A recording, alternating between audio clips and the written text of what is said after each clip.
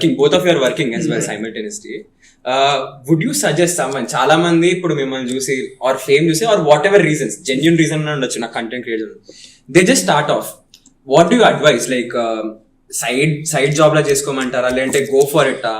If someone is in their early 20s or in their early 30s, advice ఎట్లా ఇవ్వాలనుకుంటున్నారో, and how would it differ for both of them? అంటే at least for me it is very subjective bro. It comes from like at least what I feel is that how much emotional support that your family is giving you and how financially secure you are. Right. You are as a person, not your family. Because your father might be a very well doing person, but if he is not supporting you, it's of no use. Definitely. Ultimately you have bills to pay. బతకాలంటే నీకు కావాలి. ఇప్పుడు ప్రతి ఒక్కడు సినిమాకి వెళ్తాడు. ఎంత ఉంది బ్రో టికెట్? 250 మినిమం కదా. లైక్ సో మనం బతకాలంటే మనకు డబ్బు ఉండాలి. But at the same point of time if you're really passionate and నీకు డబ్బులు లేవనుకో, క్రియేటివిటీ ఆగిపోద్ది బ్రో. ఇప్పుడు నీకు ఆకలేస్తుంది, నువ్వు ఏం ఆలోచిస్తావు? No chance. సో చెప్పొచ్చు చాలా మంది, ఉంటే దూకేయాలి, అలా చేయొద్దు, అది ఇది. Be financially secure and do whatever you want. ఇప్పుడు నేను వీడు our main reason is that financial security bro. Okay, ఒకటి like to keep the environment fine, at least మా ఇంట్లో మా మమ్మీ డాడీ ఫైన్ ఉండాలంటే మేము ఇప్పుడు జాబ్స్ చేయాలి.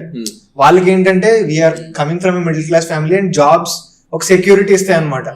వాళ్ళు ఏమనుకుంటారు, పిల్లలకి జాబ్లు ఉన్నాయి, వాళ్ళు ఖాళీ టైంలో ఏమైనా చేసుకుంటారు. సో వాళ్ళు మమ్మల్ని ఏం డిస్టర్బ్ చేయరు.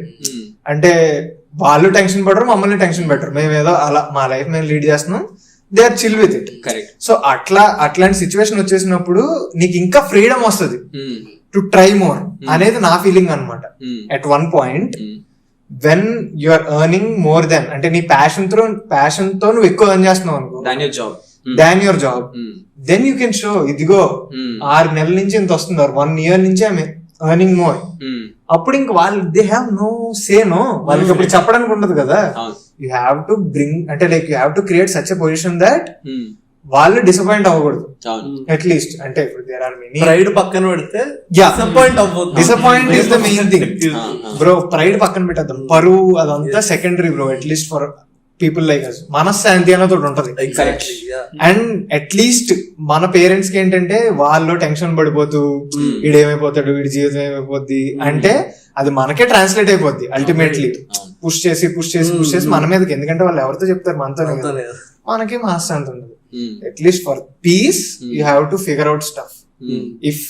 ఇఫ్ 2019 లో నేను సాఫ్ట్వేర్ జాబ్కి వెళ్ళిపోయా, అప్పుడు నేను వదిలేసాను అనుకో, లైక్ ఇంకా సర్లే ఇలా అయిపోయింది, ఇంకా నేను వర్క్ చేయలేను, ఇంకా కాంటెంట్ క్రియేట్ చేయలేను అనుకుంటే నేను చేసేవాడిని కాదు.